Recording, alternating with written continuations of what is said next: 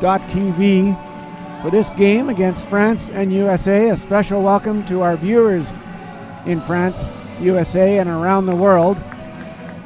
But to start things off, here's our host, Adrian South.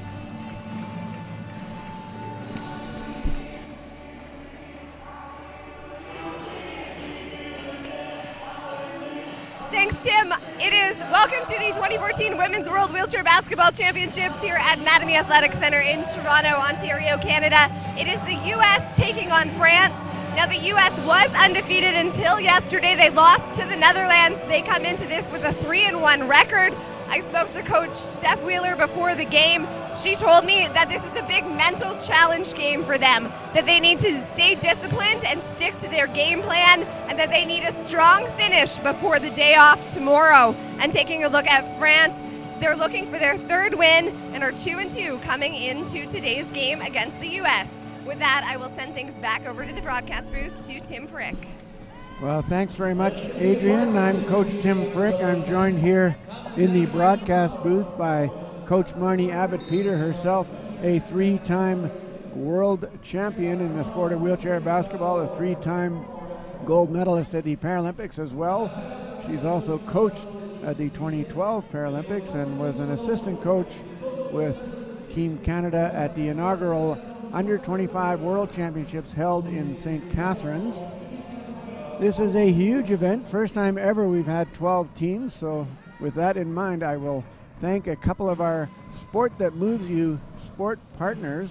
Our major sponsors, the Ontario Trillium Foundation, supports initiatives in the province to help build healthy and vibrant communities. Their support of this event will increase the awareness of wheelchair basketball, and they will be creating legacy programs for both wheelchair athletes and school-age youth. Great support from the Ontario Trillium Foundation. The second of our four major partners, Canadian Paralympic Committee, their vision is for Canada to be the world's leading Paralympic nation. Their sponsorship of this event will help enable Canada's Paralympic athletes to reach the podium in Rio 2016 and beyond. And in doing so, they hope to inspire all Canadians to get involved in sport. And both Coach Abbott-Peter and I, of course, are Paralympians, very proud Paralympians. But today we've got a score to settle. The last time these two teams met was in London 2 years ago. USA prevailed over France 63-24.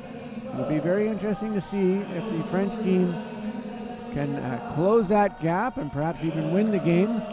It'll be very interesting to see if Coach Steph Wheeler's new squad, it's an entire squad made up of college athletes, or in the case of Rose Hollerman, number 15, going to college next year. And that's a tremendous program down there for the development of wheelchair basketball. And we're just under a minute away here from the start of the game. From a statistical point of view, we will just take a look at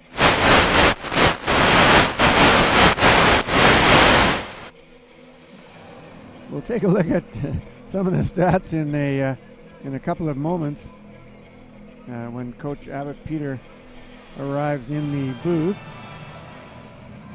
But in the meantime, players to watch on each team. M&M, I call them. Rebecca Murray, number 12 for the USA. Desi Miller, number 9. The big two provide the major scoring punch.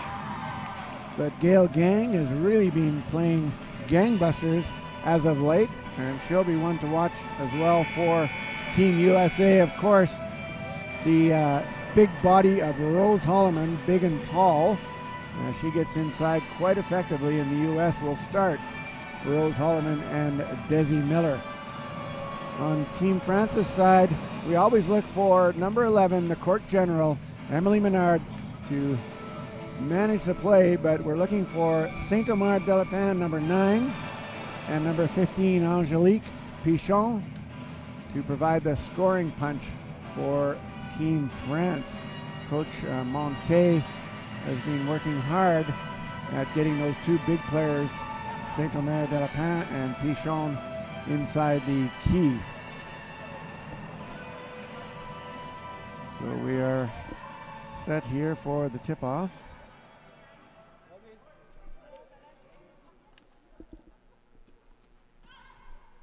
Won by the very tall Saint-Omer Delapin. Dumps it over to Emily Menard, right side. Almost took a pick from Pichon and used it, but turned back instead to the left.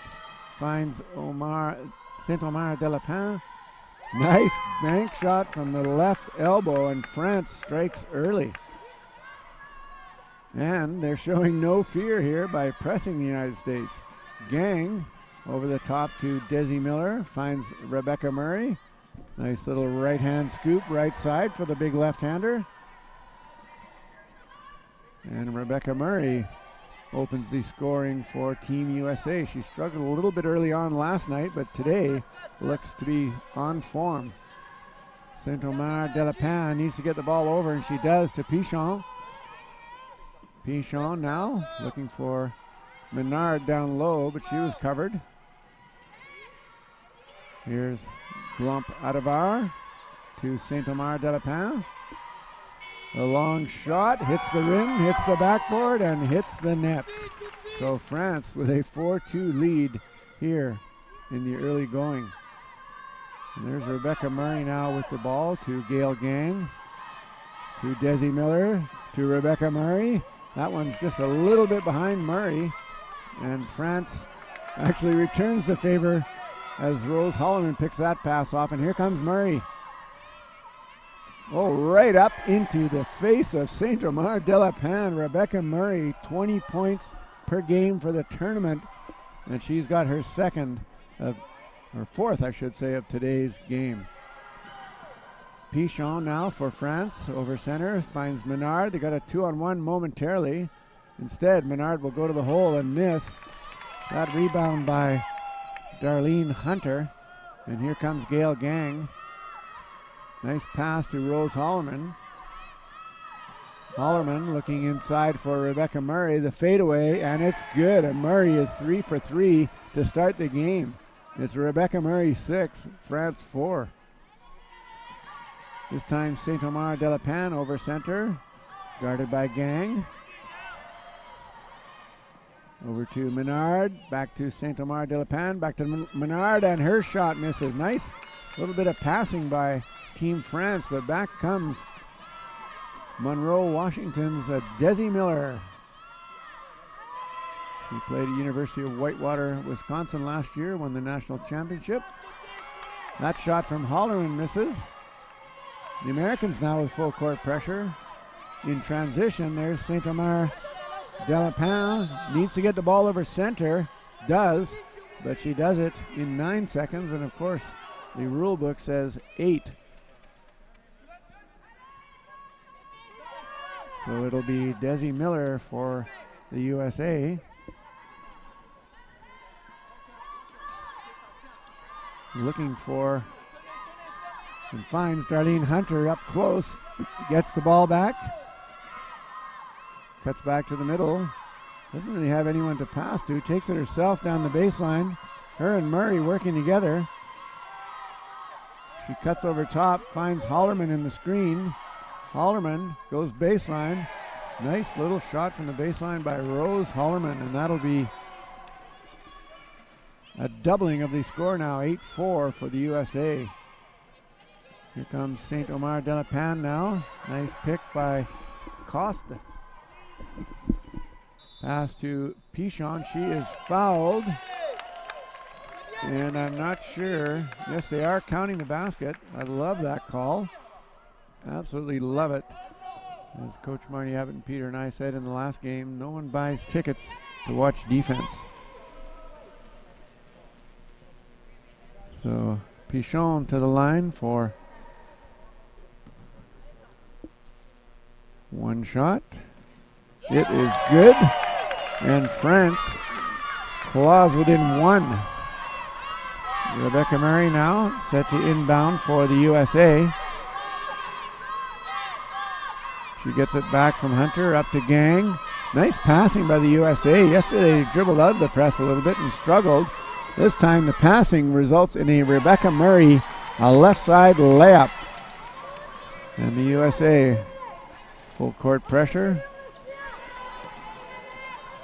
St. Omer de la Pan gets away from Hollerman briefly. Glemp Atavar back to Menard, close to an over and back, but St. Omer de la Pan establishing position down low over top of Gang. Gang though harasses her and she misses a shot. Nice defense by Gail Gang. Here comes Desi Miller now. Down the right side. Looks inside for Gang. To Murray. And there's another tremendous shot from Rebecca Murray. And she's well on track to meet or exceed her 20-point a game pace. And that'll be a foul on Rose Hollerman.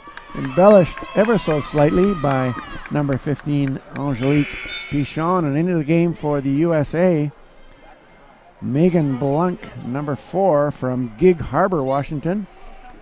So a couple of Washingtonians out there, Miller and Blunk, just down the road from where I live out there in Pender Island, British Columbia. Should ask them if they see the orcas every now and again. There's Pichon now. Her shot won't go, and back comes Miller. Over to Murray, M&M. And here comes Rebecca Murray. For some reason there's a buzzer and a whistle, and we will sort that out with the score table, which will give us an opportunity to review some of our official Sport the Muzi official partners: Variety Village, Toshiba, the City of Toronto Host City Showcase Program, Play on Parasport, and the Toronto 2015 Para-Pan Am and Pan Am Games. And of course, no wheelchair basketball tournament would be complete without sponsorship from the Hershey Company. Rebecca Murray looks at a three. It rattles in and out and in. And that'll be 3 points for Rebecca Murray as the USA on a 7-0 run. Lamp Atavard now looking for Pichon down low. Instead goes to St. Omer de la Pan up high. She cuts the right side, gets behind the screen, squares up, shoots. And that ball goes off the edge of the rim. And here comes Rebecca Murray for the USA. She's turned away by St. Omer de la Pan. Gets by her though. Up to Gail Gang. It's a 3-on-1 for the USA. Desi Miller calmly drains the easy lay-in, and that'll force the French coach Montin to call a timeout, which gives us a chance to thank Add Up Display, True Sport. If you go to TrueSport.ca, TrueSport.ca I should say, the website, tremendous resources there for a positive sport environment for athletes, coaches, parents, administrators. There's a number of True Sport movements around the world. I know the US has one, as does Australia. The Courtyard by Marriott, our tournament hotel, doing a great job of providing athletes with a good night's rest, not to mention wonderful nutritious meals. The Rick Hansen Foundation, be sure you check out the Planat accessibility app. And of course, Rick is the honorary chair of the tournament, as we see Coach Monte down there with his French team. He's giving them instructions on how to break that USA press and how to attack that stifling USA half-court offense. We'll also thank Tourism Toronto, the MAC, Mattamy Athletic Center, home of the Ryerson Rams. Also Adidas, the score table decked out beautifully and stylishly in Adidas gear, as is Team Canada, SportsCanada.tv, of course, and Coca-Cola Canada. And here comes Glomp Atavard for Team France. Sits at the elbow waiting for something to happen. I guess the play drawn up didn't really work out as planned. Pichon forced to shoot from the elbow. And here comes Rebecca Murray. Ball goes off the edge of her chair. Eventually grabs it. Stopped by St. Omer de la Pan. Long pass across court to Desi Miller. Desi Miller, long pass to Rebecca Murray, and St. Omer de la Pan thought she may be able to intercept that one, and her exuberance.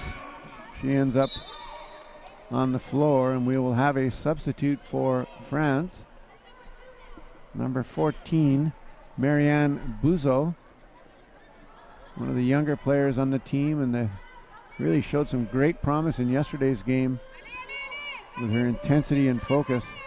So Buzo will play the low block, and here's Rebecca Murray setting up behind a Miller screen, sets, shoots. That one goes off the front of the rim, and here comes France. Natalie Pichon over center. Menard slips in, but is covered by Miller. Great help defense from the USA. Buzo wide open on the other side, or at least with a mismatch. She dribbles instead of squaring up. This time she squares up and time expires, but the shot misses. So here comes Desi Miller, US with a 3-on-2. Up to Rebecca Murray, tracked down by Menard, and Emily Menard, I'm sure, would like that one back as she found herself out of position. Underestimated the lightning speed of Rebecca Murray and picks up the foul. Fortunately, nobody hurt. Not intentional, and Menard apologizing to Murray for that miscue. Murray gets to answer back, though, by making the first shot and the second.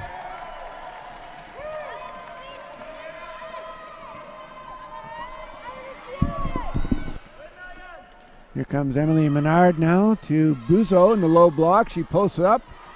Nice defense there by Megan Blunt, number 4 of the USA, and back comes Gail Gang.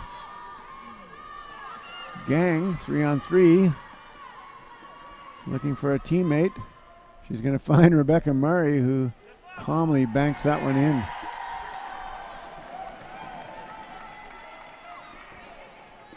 So the USA 21-7 commanding lead here as the first quarter comes to the 2-minute mark. Here's Lamp Atavard now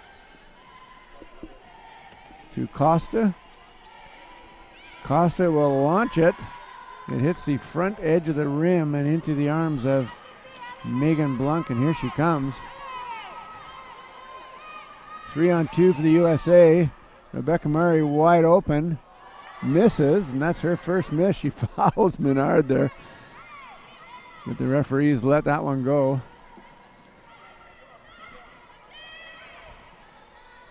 Buzo now with the ball.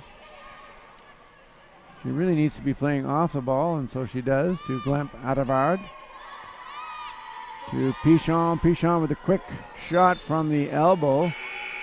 And France not able to implement the offensive tactics that Coach Monté spoke about during the timeout. And we'll see if this personnel change can make any difference. We've seen number 10, Kathy Laurent, provide some spark for Team France, and Saint-Omer Delapin back into the game, a very tall post player. But again, it's another 3-on-2, this time a 4-on-2 for the U.S. This time it's Gail Gang. She misses. As she's looking back to see if that ball went in, she fell out of her, or fell over, I suppose. Put upright by Laurent. And the USA calling off the dogs there. Back into their half-court defense, which is very stifling. Here comes Laurent. We'll see if her insertion makes a difference. And right away she drives to the hoop, cut off nicely by number 6, Jennifer Chu. Saint-Omer Delapin misses, and Desi Miller will let that one roll out of bounds. USA with a back pick. France with some full court pressure. But here comes Gail Gang. Gang and Miller pick and roll, 2-on-1. Nice little hook pass to Miller, but that ball doesn't go. And here comes Emily Menard, the court general for Team France. Crossing with Kathy Laurent, number 10. Instead gives her the ball. France playing 4-on-4. Chu with some nice chair position there, not allowing Laurent to track down that offensive board, and France will head back to the half-court defense.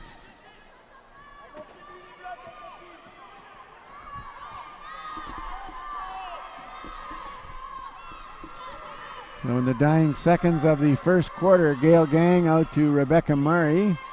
Inside to Desi Miller. Nice help defense from France, but it's too late, as the United States will go into the quarter break with a 23-7 commanding lead over Team France. And we wondered which team would have improved the most, and right now, Coach Marnie Abbott-Peter, it looks as if Team USA has improved dramatically since London 2012. And give us the Rick Hansen Foundation difference makers of the game.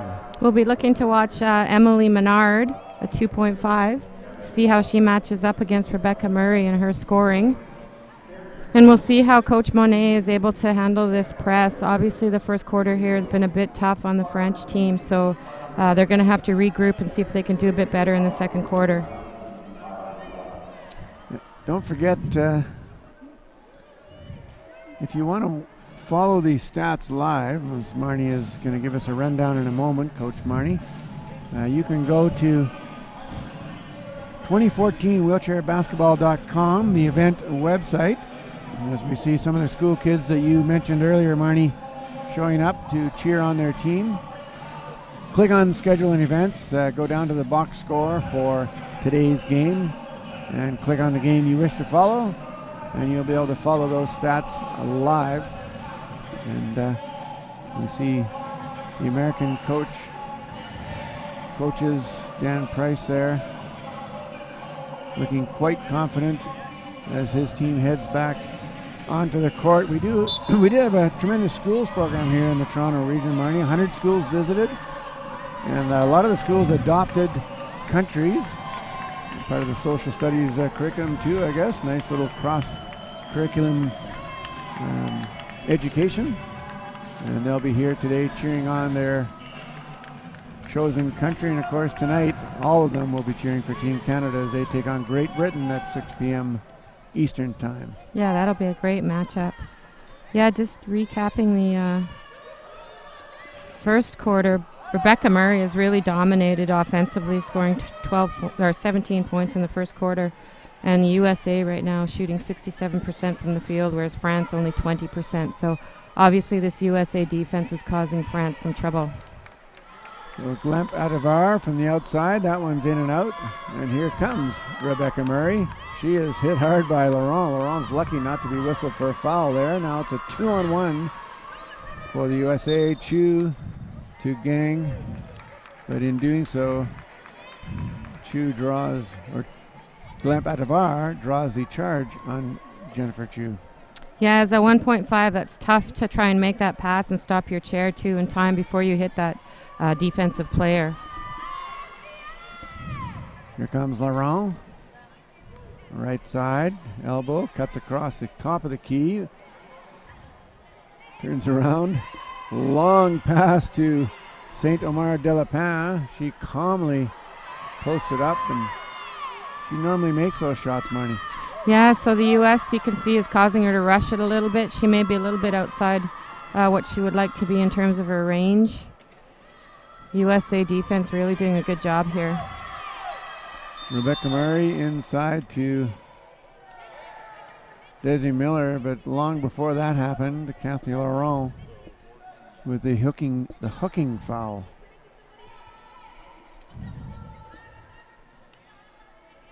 USA chair skills really coming to play here, both on offense and defense. Rebecca Murray looks at the hoop, just misses, and here comes Emily Menard, our difference maker. And let's see if she can get her French team going here in terms of offense. Back to Glemp Adivar. France going to run a power side now with Laurent and St. Omer Delapin, but nothing doing. Another long pass to St. Omer Delapin. Boy, she's got a tremendous reach, and that one just off the front edge of the rim. USA doing a really good job defending and keeping that height out of the paint.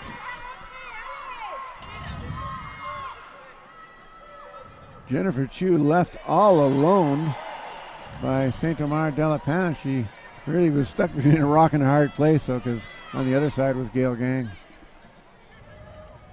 Good shot for Jennifer Chu from the elbow there, just inside the paint.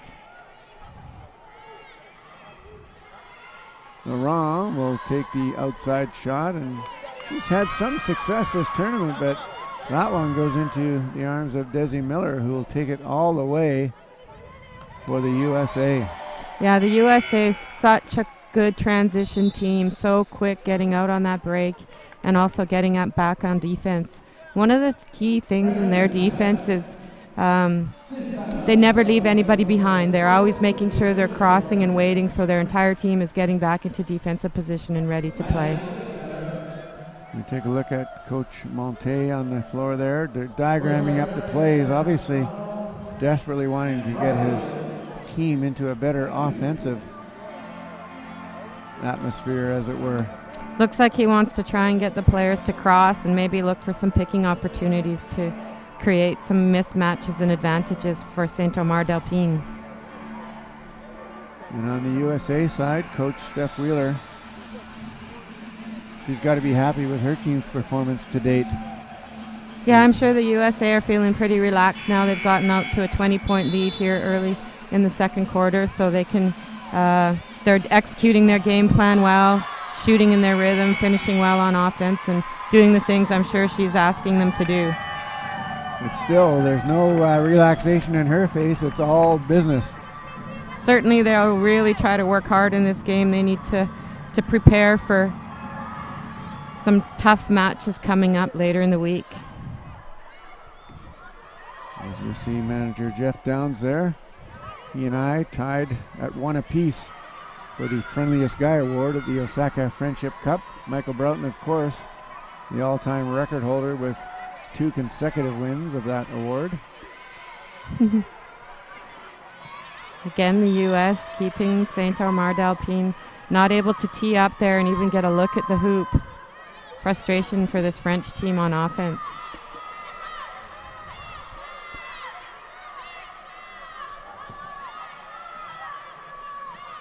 Desi Miller now. USA with a couple of back picks. Menard recovers. There's still 1 back pick though, and we'll see how they operate. Megan Blunt will take it to the hoop herself, and back comes Saint-Omer de la Pin.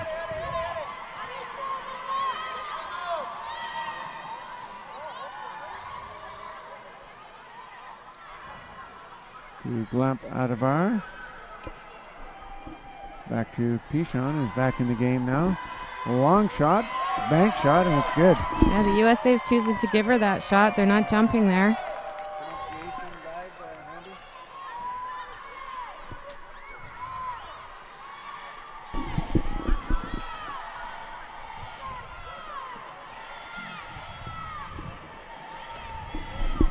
Megan Blanc at the point, outside to Rebecca Murray, right side. She's in the screen, skip pass to Miller. She takes the shot over top of Chu, and back comes de la Pin. Saint-Omer de la Pin weaves away into the key. Instead though, Glamp Adavar with a very nice screenshot behind Dumesh Gidoun. Yeah, great job curling around that screen and getting a nice open look there, finishing her shot. Again, the USA out quickly here in transition, creating an advantage. With Murray and Miller with a 2-on-1 situation, and they backed Pichon down. It's a bit of a power side there with Rebecca Murray and Desiree Miller on the same side. That'll be tough for France to guard that.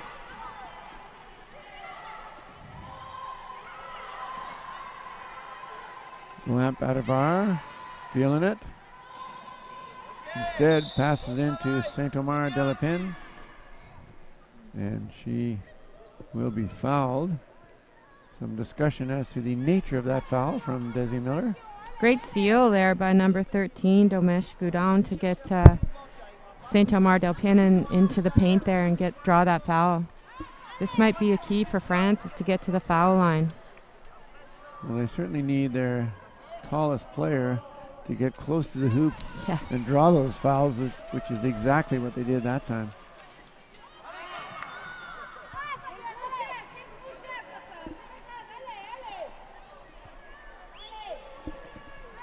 Some good energy in the gym this morning as our school children are treated to some international women's wheelchair basketball.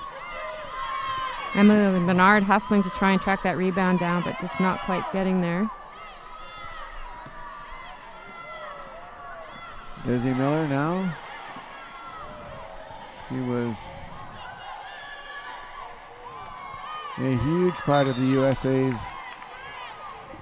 2011 U25 team. In fact, I think she was the tournament MVP, if I'm not mistaken. She had a phenomenal tournament, just carried that team on both ends of the court, demonstrated great leadership and maturity for her young age. Young being under 25 at the time. Natalie Pichon now. There's a power side for the French, and that ball is short. Saint-Amar Delapenne looking at her and saying, you know, we need to collapse these guys a bit more. They got to figure out a way to break that defense down and try and get into the paint. It's going to be their only opportunity for those mismatches and opportunities for the taller players to score.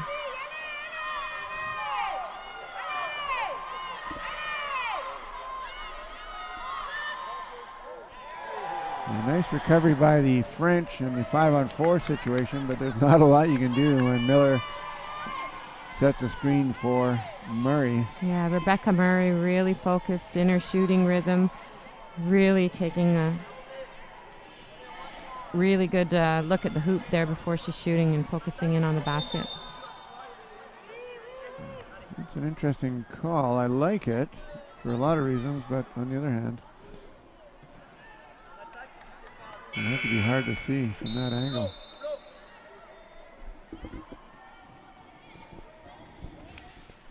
So Rebecca Murray has 19 points so far in the game. Miller with 8.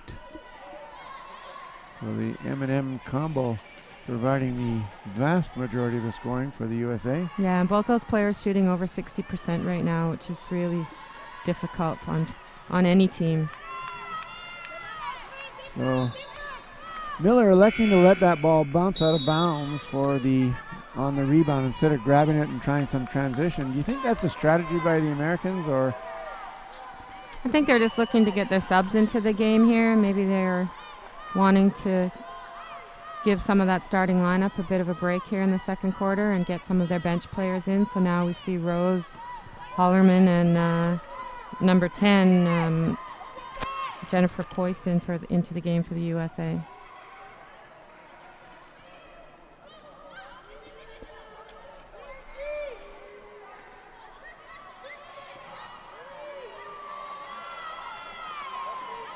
And Poist launches it from just over the foul line, and that'll fall into the arms of Natalie Pichon. To Saint-Amar Delapenne.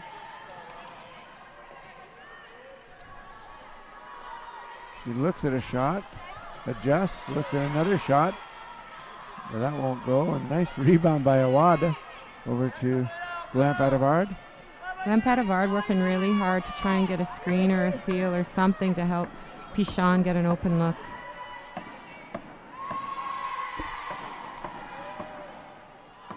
So shot clock at 7. And that is a long shot for Saint-Amar Delapenne. Yeah, it certainly is. And the defense for the USA is really getting the job done here this morning. Rebecca Murray left alone by Pichon. And we have a foul, I believe, by Glamp Adavard. It's a chair foul. She's a little late getting over. Courtney Ryan also in the game for the U.S. She's a new addition to this roster, a Class 2 from San Diego, California. A strong game a couple of days ago. Oh, Rebecca Murray passes to herself. What the heck? I don't know if I count that as an assist or not. I don't know whether the scorekeepers will count that as an assist, but she was going to pass, and then the French player cleverly covered the recipient of the pass, so she pulled it back and took the shot. USA coming back into that solid defense at the three-point line here, not allowing France into the paint at all. Menard to Pichon to Glent Adevar. She's at the right elbow. She will shoot. And that's a little bit off target as back comes Miller to Murray. If France's second or third threats there can score a few buckets, it might take some of the pressure off the big players in the post. And speaking of big players in the post, there's Rose Hollerman calmly draining that shot from the right side. Rose has really improved over the last year or two. Her chair skills have gotten a lot better, and she seems a lot more confident in her shooting now. Once she gets to college, though, she'll improve even more. Yeah, I think she's going to go to the UTA Arlington in the fall.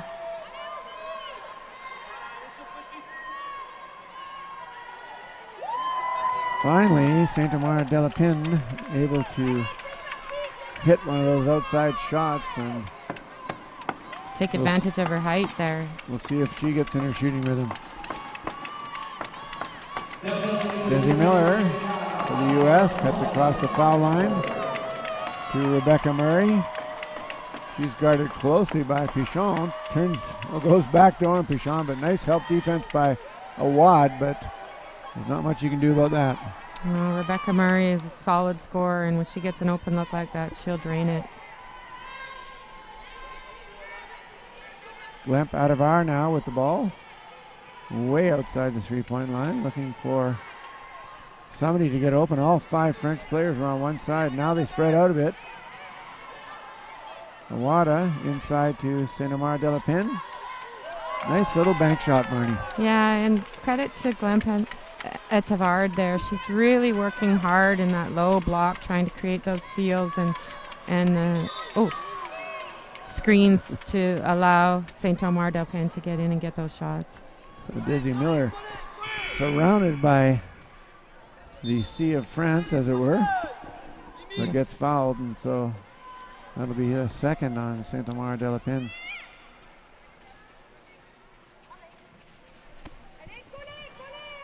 Pichon. Number 5 in for France now. Umi Fall subbed in for Emily Menard.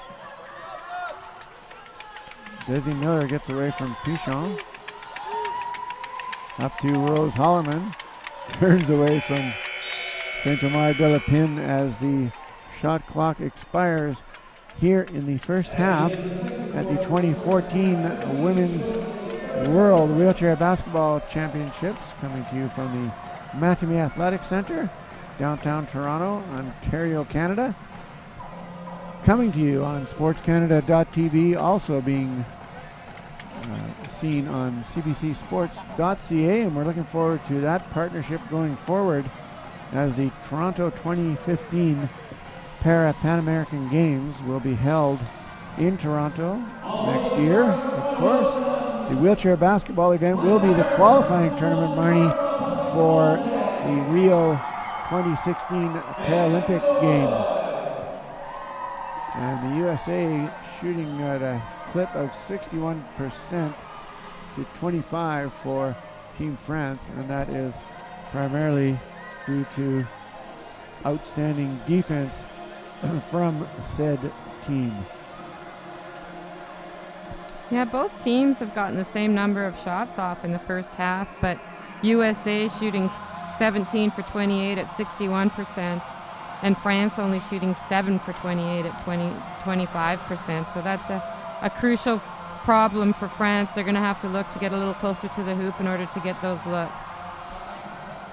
The U.S. is shooting 55% for the tournament, Marnie, so they're slightly above that. France is shooting 37% for the tournament, so they are a little bit below what Coach Montet expects. Take this opportunity to thank a few of our Sport That Moves You official partners here. Coca-Cola, Vardy Village, Toshiba, the City of Toronto, Toronto 2015 Pan Am Games, Hershey Company, Add-Up Display, True Sport, the Courtyard by Marriott, the Rick Hansen Foundation, Tourism Toronto, and Adidas. And we will turn it over to you, Coach Abbott Peter, for a bit of a statistical summary and perhaps a review of our difference makers before the break.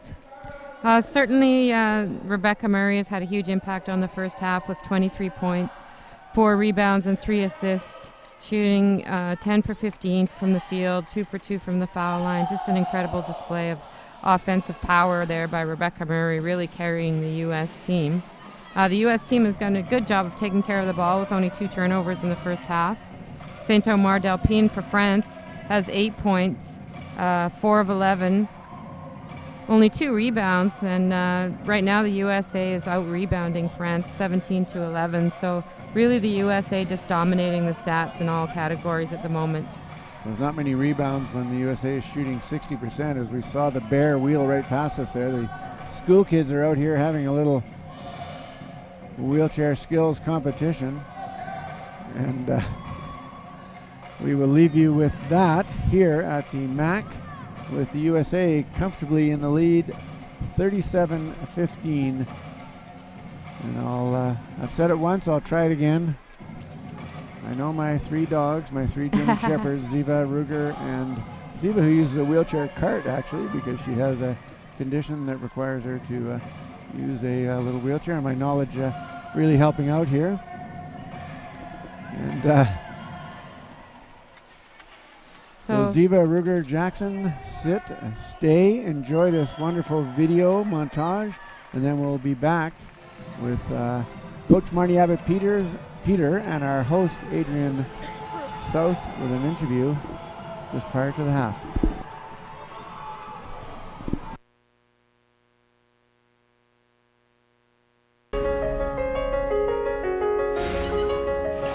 Half a century ago in Parksville, British Columbia, a team of 6-year-old soccer players looked up to a new coach. A coach who was only 12. Mais ce jeune entraîneur est déjà enflammé par une passion pour comprendre comment les entraîneurs sont importants, comment ils inspirent, enseignent et dirigent. That's the thing that made Tim such a great coach, is because he really did care about people and about athletes, not just as athletes, but as human beings. And I think one of the things he really instilled in me early on was that how important it was to be a good person and not just to be a good athlete, and all those things that go along with it, and the morals and the ethics that he brought to the team and to his athletes were probably one of the things that made us so successful. In 1990, Tim Frick accepted the head coaching job with Canada's women's wheelchair basketball team, only expecting to stay a year and then retire. Well, that brief stint turned into the most successful 2 decades in Canadian Paralympic history. 4 World Championships, 3 Paralympic gold, and the beautiful tradition of raising Chantal Benoit to the hoop in celebration.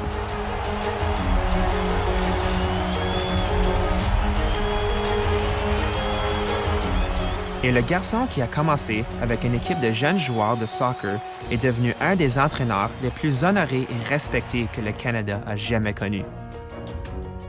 Tim's success was generated by a lot of different things, I think. I mean, the way he valued his athletes, and everybody that was part of the program were super important. They felt appreciated, and they felt their value, and they felt that their contribution to the team, whatever it might have been, even if it was the janitor sweeping up the gym floor, they felt like they had some ownership to the team and to that particular goal that we were working towards. Over the decades, Tim Frick will come to understand that it's about more than the losses and the wins. It really is about the personal relationship with the athletes. Tim has always been a really important part of my life. He's provided me with mentorship and friendship in sport and in life, and has given me tools and skills that I would never have gained without knowing him.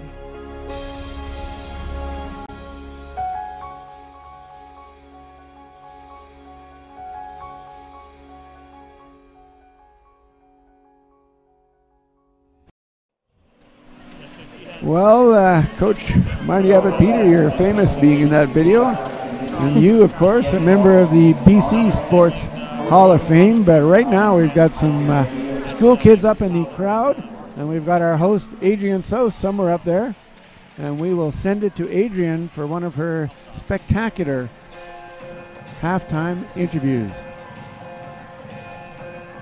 All right, thanks, Tim. I am here with Brian. He is Gail Gang's father. He is Gail Gang's father for the U.S. Now, you got here last night. What do you think of the game? You managed to catch last night's game. What did you think of that? What are positives that that they took out of that game last night? Well, they got off to a little bit of a slow start, but I think once they settled down, it was a very competitive game. And Netherlands is a very good team, so they got their work cut out for them. They're likely to see them again before it's all over. And what are you thinking of today's game as well so far? Well, I think that France is a little overmatched to this point. France has had some difficulty hitting their shots. U.S. has looked fast on the floor, and they've made their shots. And now, you were saying Gail played in the U25s in St. Catharines in 2011, but this is really the first major international competition she's taking part in. What does it mean for you to be here and see her in this game?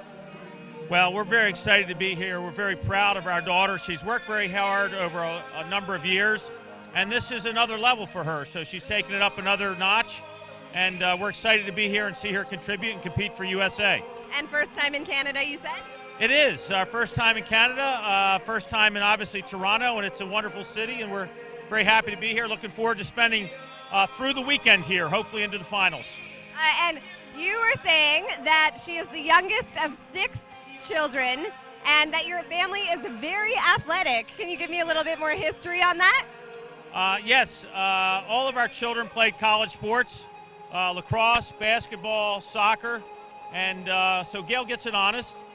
She's our only wheelchair athlete. We had 2 of her siblings also have professionally gone on to coach lacrosse and women's basketball. And now you played lacrosse as well, I believe you said. How, did that motivate them all to get involved in sport? Did you kind of push a little bit? Yeah, I think both my wife and I played athletics in high school and college. So I think we have a competitive spirit in our family. And our kids, I think, get it honest. And the other thing, she plays at University of Illinois. You said she's still friends. There's quite a few Illinois-Alabama players here in this tournament. You said that they're still friends off the court. So is that kind of weird for her to be playing against her friends in this World Championship? It's a little different, but I think when it comes to game time, the friendships go by the wayside, and they're out there competing. But once the game's over, they renew those friendships pretty quickly. All right, anything to say to anyone watching back home or to Gail when she watches this later? Well, to all my friends in Frederick, Maryland, who are rooting for Gail, go USA. All right, thank you very much, Brian. With that, I will send things back downstairs to Tim and Marnie. Well, thank you. Thank you very much, Adrienne. We appreciate the fabulous job that Adrienne does with interviews, and I don't know how she finds these people. Just walks up to strangers and introduces herself, I guess. So, although I did meet Marika Adderman's dad the other night. He came and introduced himself to me, so it's kind of neat that so many of the families are able to make it here. And Marnie, of course, your parents were fabulous supporters of your career. We saw them in pretty well every tournament internationally. Yeah, and really it speaks to what's allowing these athletes to compete here and to play at this level is the support system that they have at home with all their family and friends and their college coaches and everybody that works with them, and physios and strength and conditioning and a variety of different people. Each person has their own support system, and it's really important when you're competing at this level to have that support. And it's great that the parents are here in the stands, because I always love looking up and seeing your mom and dad with a big smile on their face, so proud. And of course, as a coach, that it presents a bit of a conflict sometimes, as the parents want to see their child and spend time with them, but they have to, the player has to spend the time with the team, going over the video, getting prepared, being focused, not being distracted. And so thank you to all those parents who show the understanding to allow their athletes and their children, sons and daughters, to perform at their very peak. Marnie, give us a rundown of the difference makers again. So we were looking at Emily Menard from France and her matchup with Rebecca Murray and what that was going to look like. Emily has struggled a little bit offensively. She's not really getting many shots. She's only taken 2 shots but been unable to capitalize. She has 5 defensive rebounds, so obviously doing a good job of blocking out, and only 1 assist. So that sort of speaks to France not being able to finish the shots when she's passing in on those entry passes. And our other difference maker, we were looking at Desiree Miller and how she was going to impact the game. She's obviously done a great job guarding the French bigger players and keeping them outside the paint.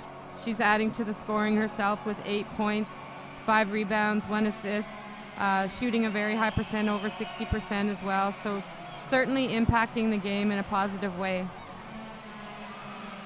And another impact on the game that we couldn't put this tournament on without a few of our Sport That Moves You sport partners, besides the Sunrise Medical Quickie Player of the Game Award, Sunrise Medical being our premier partner. We do have a pair of sport partners that we'd like to thank. The province of Ontario is pleased to support an event that removes barriers to exceptional athleticism and promotes the realization of personal goals and dreams, and that's certainly coming true here.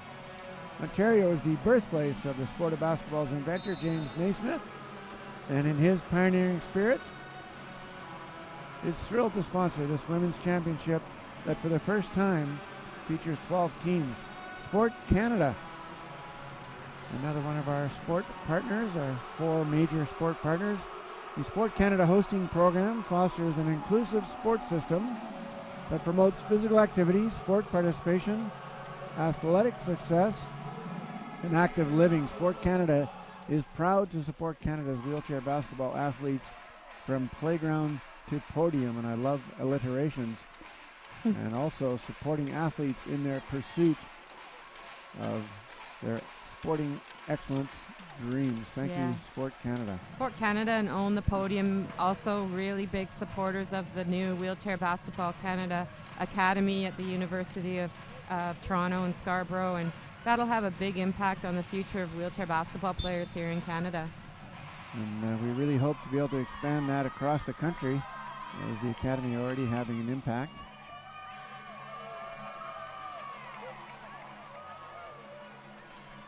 Tomorrow there'll be a Congress, IWBF, the International Wheelchair Basketball Federation, a morning Congress to talk about 3-on-3 and the state of the women's game, state of the game in general as well, up for discussion. And we are getting set to go here. And there's Glamp Adavard.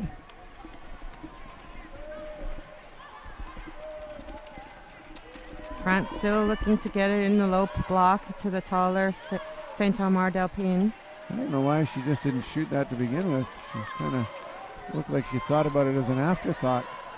Yeah, I think she's not as confident in her shooting now. She's missed a few of those shots and looking for someone a little closer to the hoop. At the other end, in the battle of 15s, it's Hollerman missing the shot but drawing the foul on Natalie Pichon. The referees having a little discussion as we see Hollerman settling herself at the line.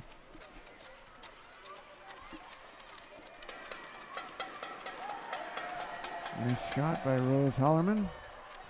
Much improved foul shooter in the last couple of years. You see her focus and her form looks really good with great follow through there.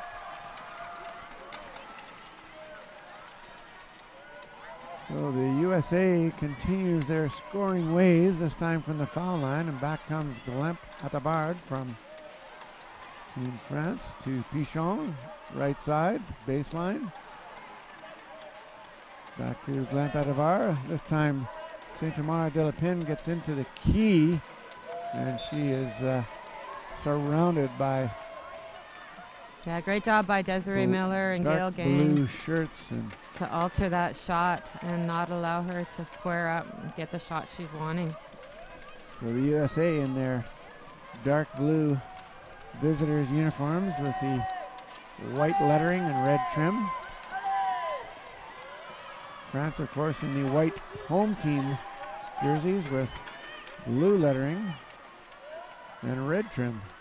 So a couple of red, white, and blues here. Rebecca Murray out on the break here. USA has a player advantage in a 3-on-2. Gail Gang has that ball knocked away into the arms of Desi Miller, and that's deadly. Again, that U.S. transition game really showing up here.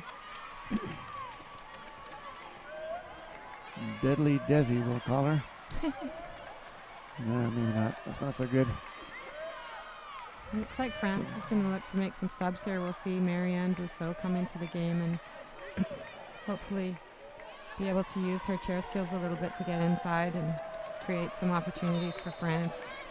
So Pichon misses that shot, and into the game will be number 14, Marianne Brousseau, in for Saint-Omer de la Pin.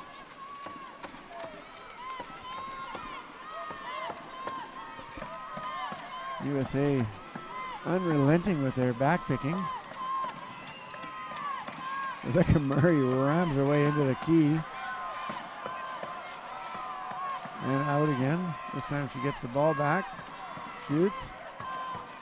Into the arms of Emily Menard. And let's see if she can get something going for Team France. France needing a bit of spark here. Menard thought she had a lane, but cut off by Gang. You heard the youngest of 6. Must have helped a lot, some of those college scholarships. Yeah. Going to put everybody through college is an expensive proposition. And Marianne Brousseau doing a good job of getting inside there, but unfortunately the shot clock had expired. So USA ball. USA with the press now. Or no, sorry, France. You know, red, white, and blue. It is confusing, I know. The players are all in the wrong position. There's an offensive foul.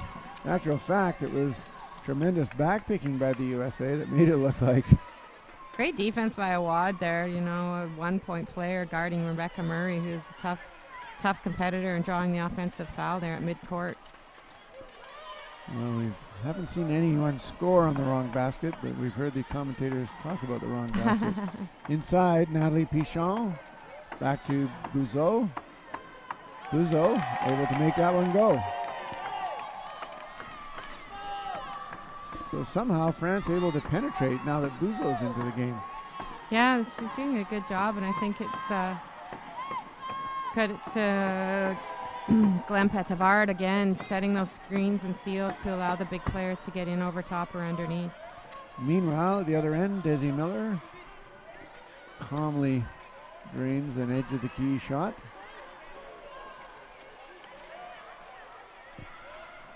Glenn Petavard finds Pichon, that goes back rim, and off goes Gail Gang. She's all alone, left side, right hand, and she scores. Great breakaway there, good speed with the ball and able to finish that layup going full speed. And that ball rolls through the camera tripod at the end of the court. We've got 4 cameras here on sportscanada.tv. One up top, of course, following the main court, a couple at each end, and we've got a special camera under the hoop that you're seeing right now, showing us a unique perspective. And there it is. It's fantastic. You can kind of see how the plays develop from a slightly different viewpoint from up high like that. USA out on the break again in that quick transition game, looking to pick and cross in transition and create that opportunity on offense. Now, Rose Holloman there with a very nice little basket in the 2-on-1 situation. She keeps and scores.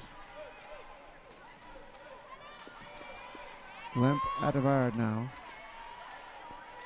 USA defense has collapsed a little bit here. See if Pichon can get inside. No, she can't. She'll try again on the other side. Meanwhile, Lemp Atavard decides, what the heck.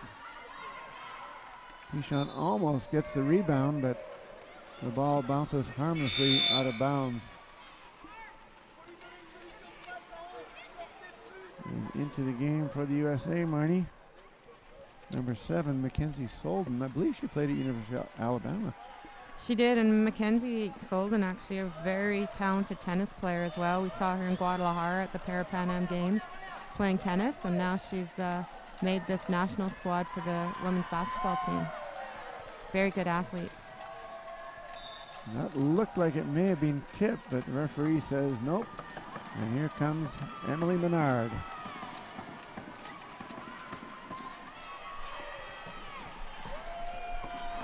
To Glemp Adavard. She's looking for Pichon down low, fadeaway, and she's scoring her. I don't know what number basket that is, because my computer keeps going to sleep on me. Great for saving the battery, but not so good for stats. Here's that power side again for the USA with Desi Miller and Rebecca Murray on the same side. Puts a lot of stress on the French defenders. And out comes Emily Menard, number 11 for France, right side. Great pass to Awad down low there. He gets the ball back, looking for shot clock's running someone, down for France. anyone. And that ball lands in the arms of Gail Gang. It's tipped away by Buzo, but it'll be USA ball. 20 seconds still on the shot clock here, so plenty of time for the USA to get their offense set up.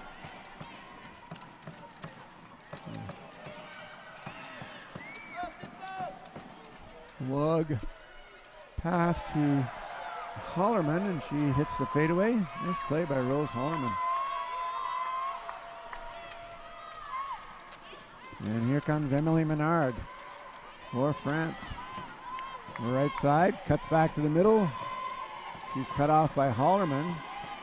Pichon now spinning, turning away from Gail Gang.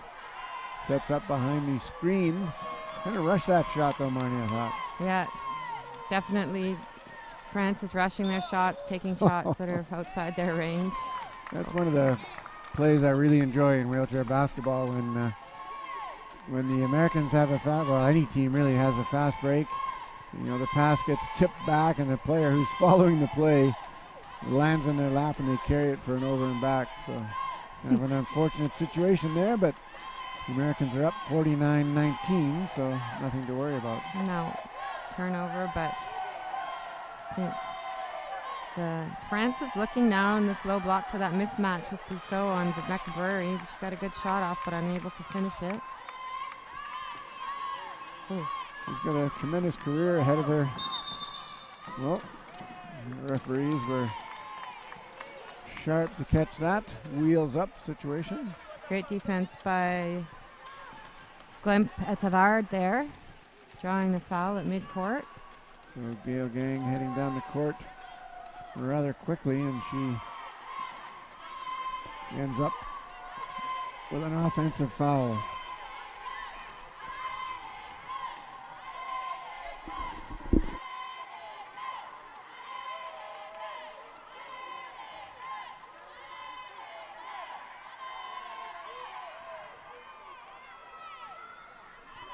France really not getting the shots they want on offense at all. The U.S. is doing a great job of forcing the... Hollerman heads down the center of the key, passes over to Rebecca Murray, and there'll be a French timeout. So Marnie, what is the French coach Monté going to say to his team? I think they're going to talk about how they would like to see the shots. You know, right now USA is doing a great job of forcing the fourth and fifth threat to be taking most of the shots, and they really want to see the ball in the hands of the bigger players in the low post. So maybe looking to work and get some opportunities for Pichon and Brousseau to shoot behind the screen or crash in down low and get some mismatches with height and take advantage of that. And what about Coach Steph Wheeler, as we see Trooper Johnson, one of the assistant coaches, shouting out some instructions to his team, and of course the Bear mascot listening in. I think he's talking about the transition game here, and France has drawn a couple of fouls at midcourt with players going straight up the middle, so I'm thinking he's probably telling them to go wider and have some better angles in that open court and in that transition part of their game. Coach Johnson still talking to Gail Gang. And she'll head back on defense. Meanwhile, Glemp Attavard for Team France with the ball. He's waiting for the play to unfold. I think it's really unfolding though, unfortunately. Menard now playing with great intensity, but really not showing up on the scoreboard. Nice shot by Pichon. Yeah, this is what France needs to do. They need to break down that defense and create those mismatches so they can take advantage of their height. Rose Holloman now, right side. Awad stops her. Holloman turns back. She's looking for Miller, far side. Back into Holloman. Nice little give and go. Holloman nearly lost the second call there. Maybe Pichon, they suspend the count, Marnie, in fairness, when you're in the shooting position. Pichon was, she checked her and she brought it back down though, so I don't know. Anyway, France with another missed shot opportunity, and U.S. back out on the break here in transition. Gail Gang hits Hollerman, and she is hit by number 15. Pichon. Angelique Pichon.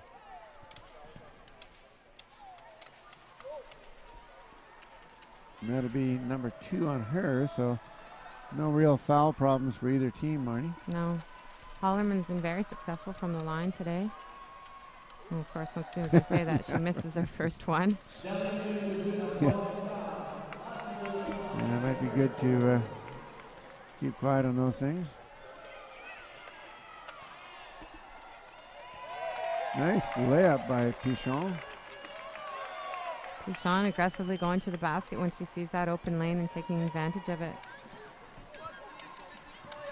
Here's USA with a 4-on-3 opportunity. Oh, good job by France to recover there, though.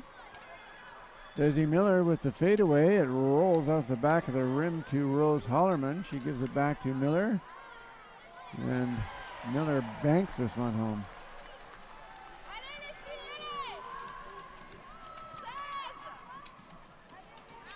So Natalie Pichon with the ball now. A little bit of a switch in the French offense. Takes the three and makes the three. Right on the buzzer there to end the third quarter. Gives France a little spark. Well, I don't think the USA was really aware of the quarter clock, but obviously Angelique Pichon was, as she calmly drains the three, narrowing the lead to 56-26 going into the fourth quarter. We will remind you that at 1 p.m. Eastern Daylight Time, Germany against Japan, and that'll be a little bit better in terms of German viewing times, as they'll be able to watch that one late at night after work instead of 2 or 3 or 4 in the morning. Yeah. At 3 p.m. Eastern, China against Brazil. 6 o'clock, the feature matchup as far as we're concerned here at sportscanada.tv, the Canada-Great Britain game. And then that's a big game, Marnie, because Canada will need to win that one in order to get a better seeding. Of course, Great Britain will be trying to do exactly the same thing. Australia and Netherlands will round things out at 8 p.m., and that'll be a good matchup as well, as Australia are the silver medalists from London 2012. And I'd like to thank a couple of our Sport that Moves You official partners, Variety Village, Toshiba, City of Toronto, Toronto 2015, and the Hershey Company. And Marnie, what happened in that quarter or to date in the game statistically? Angelique Pichon was very effective there in the third quarter. She now has 16 points, has gotten to the line and scored her foul shots as well, so helping France close that gap a little bit. But Desiree Miller stepped up for the U.S. in the third quarter here and has scored 14 points, had 7 rebounds. and a couple assists. The U.S. is still shooting over 60% from the field, with France only shooting 27%. So that's really causing some trouble for France. And credit to the USA defense for that. Rebecca Murray with a 3 of her own. That one won't go, and here comes Pichon, the leading scorer for Team France so far in the game. Back to Menard. Back to Pichon. Oh, she spins, turns, shoots, and is fouled. So she will go to the line. And Marnie, you talked about, needing to attack the hoop in order to get fouled, in order to go to the line. Yeah, she got matched up against the shorter Jennifer Poyce there and drew a foul. That's exactly what she needs to do, is to go hard to the hoop and try and pick up, get to the line and score with the clock not running. So France with a bit of spark. And the French cheering section enjoying that little exchange. Here comes Miller now. Weaves around Busso. Kimmy Champion into the game. Another alumni from the University of Alabama. And Desi Miller calmly drains the baseline roller. Yeah, Kimmy Champion. Kimmy and I think Kimmy Champion, number 8, and number 9, Desi Miller, attended one of our camps somewhere along the line. I think it was a provincial camp, perhaps in BC. And yeah, the entire U of A team came up for a tournament, one of the Breakers tournaments one year, and then we had a national team camp after, and Kimmy and Desi stayed and played with us. It was great to have them. I think a couple of the coaches as well. Coach Brent Harden, of course, will be watching, and we'll give a shout out to him and Margaret. Then, of course, the new coach, Alicia Williams, former Team Canada player and now coach at University of Alabama. Congratulations to Alicia for that. And Kimmy Champion gets a couple of cracks at it, and the second one she makes no mistake.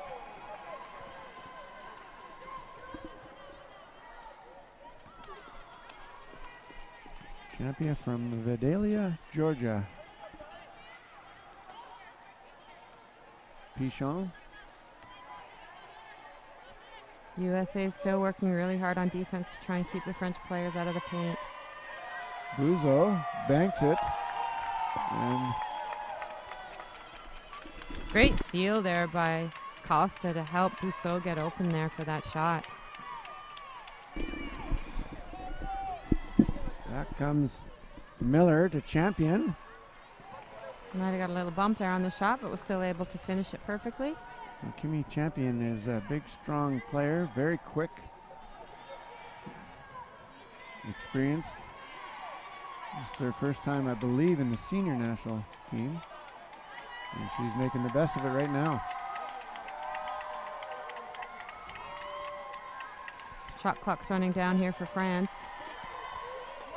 Well, there's the Emily Menard that we remember from our playing and coaching days, Marnie. Yeah, she really hasn't done much yet in this game, but now she may be coming alive here in the fourth quarter. Champion up against Pichon. Nice lob pass to Miller. Last time it was Miller to Champion, this time Champion to Miller. And Coach Brent Harden at University of Alabama probably smiling right now. Great job by Jennifer Post, though, creating for both those players the seals to allow them to get into position to score. Menard showing some spark as she cuts to the hoop. Pichon back to Dumesh Guidon, and she misses, and out comes Miller. French coach US here with a couple of back picks. Sorry, Marnie. It's okay.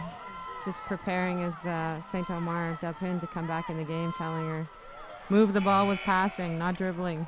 And Kimmy Champion with a bank shot, so she's having a very good outing for USA, and we've got a timeout by the looks of it. If you want to follow these stats live, Marnie and viewers, if you go to the 2014 wheelchairbasketball.com event website, click on the schedule and results button, click on the box score of the game you wish to examine, and if it's a live game, you'll be able to follow live. And if it's an archived game, you'll be able to take a look at the shot charts, the scoring timeline, the play-by-play, the statistics, all kinds of neat information available for you there. And Kimi Champion, Marnie, looks like she's got at least 6 points. There is, of course, a very slight delay when the stats are entered and when they go onto the internet, as that takes a bit of time, obviously. Not quite the instant life we're used to, but pretty darn close. Yeah, it's great to be able to see the live feed and also the stats at the same time. And today is Sport Leadership Day here at that is our theme at the championships. Yeah, and as we talk about that theme, we can see some of the futures young girls coming into the gym. They're starting their program here tomorrow, taking some sessions on leadership, career planning, and a variety of things. It'll be a great opportunity for them to learn a few things as well as see the game played at this high level. And we'll break that program down for you on our next opportunity. Right now, though, it's Rebecca Murray for the USA. The left side, she's looking inside to Kimi Champion. St. Omer de la Pin, though, pretty tall. Just 6 on the shot clock here.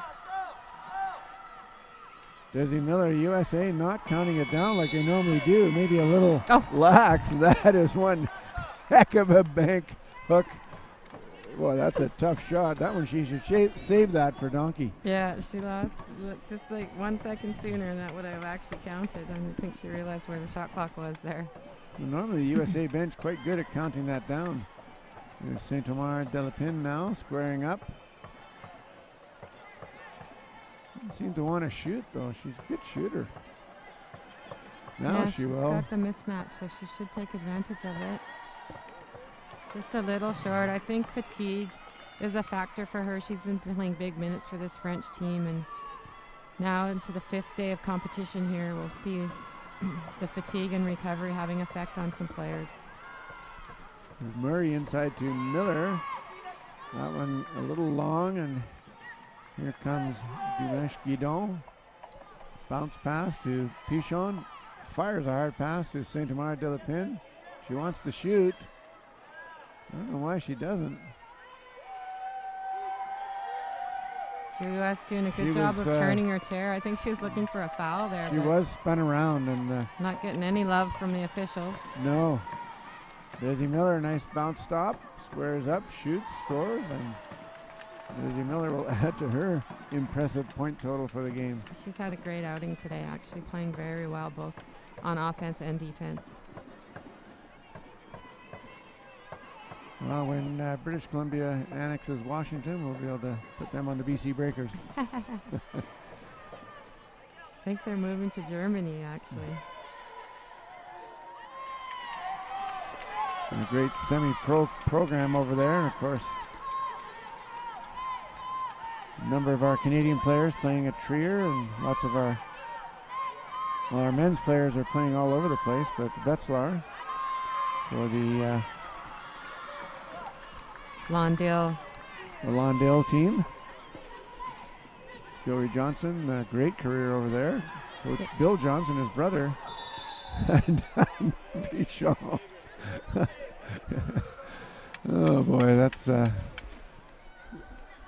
Academy Award right there. But the French are a little frustrated, I think, that they feel the U.S. are fouling them and they're not getting the calls.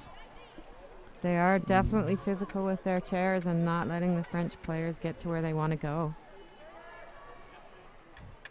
So number 5 fall into the game for Team France. Courtney Ryan in for the USA. With, I think, Jennifer Chu over there. Can't quite see. Is that Gail Gang maybe back in the game? Yes. Jennifer Poist and Kimi Champion. So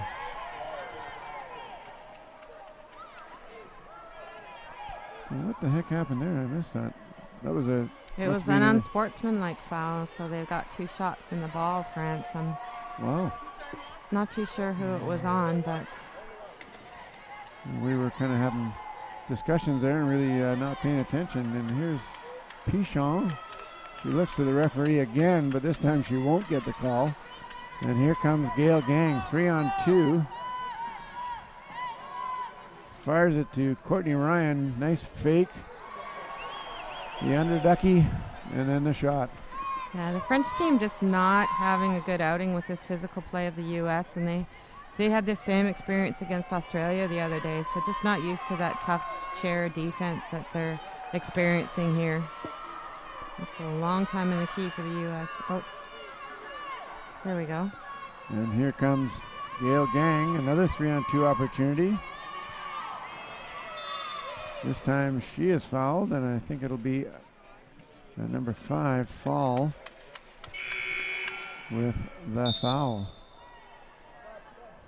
And into the game for France will be Kathy Laurent. She's a very aggressive player, provides a lot of spark for this French team, and we'll see if she can bring some life. You got 2.5 minutes to go, Coach Abbott Peter, 70-31. You know you're not going to win if you're Team France. What is it you're doing in this timeout to prepare yourselves for the consolation crossover? I think you're just looking to regroup and make sure you finish this game on a high note with a positive note and execute what they're looking to do. I think he's talking about their defense right now, and he really wants them to try and stop the U.S.'s penetration from slashing on the sides there. They're really coming in at the 45 quite easily. So it looks like France will finish in 4th place in the pool if things go according to the form chart. They have a chance to, at least, which will mean they'll have to cross over against Team Germany. That'll be tough. Into the game now for the USA, number 11, Kendra Zeman. Zeman with that long reach. That won't go, and here comes Laurent. Let's see if she can get something going here in the dying minutes.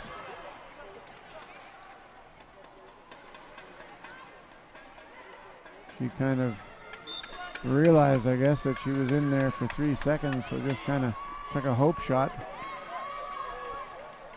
Somehow, though, it'll be France ball. It must have been tipped. Not quite sure what's going on here. Nobody going out of bounds to get the ball. I think they're waiting for Umi Fall to get over there to get it in. I thought that was U.S. ball. I didn't see the tip. Obviously, Pichon did. She squares up and shoots. And boy, she's got some intensity going for her here late in the game. Yeah, she's playing well today. Unfortunately, it's just not enough to stay with the USA. Gail Gang, the recipient of a pass from Zeman, and she'll score the easy layup. Here comes Glemp Adavard now. Last 2 minutes of the game, remember, the game clock stops if a basket is made.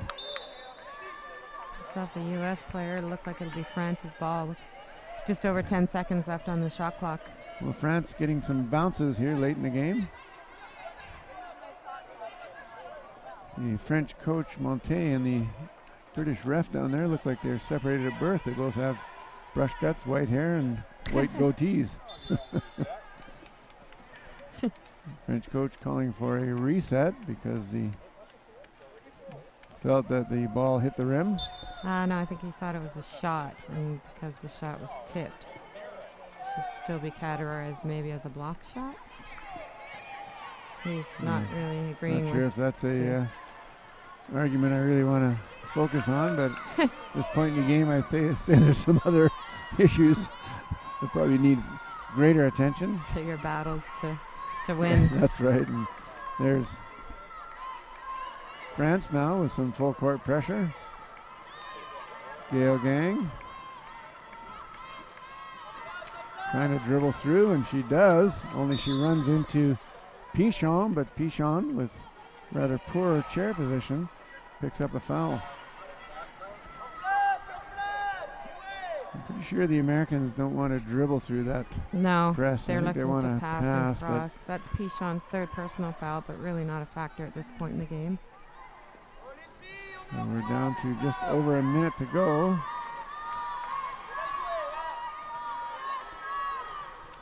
Courtney Ryan's shot doesn't go.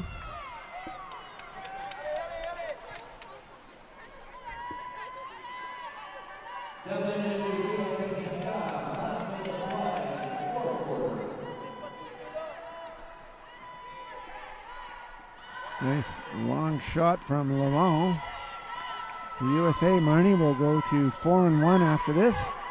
And that should be good enough to, well, they're guaranteed to make the quarterfinals, as we see Zeman working on her offensive boards stats. Yeah, she got a couple on the last possession too, so for her 2 or 3 minutes, she's probably leading the team in offensive rebounding.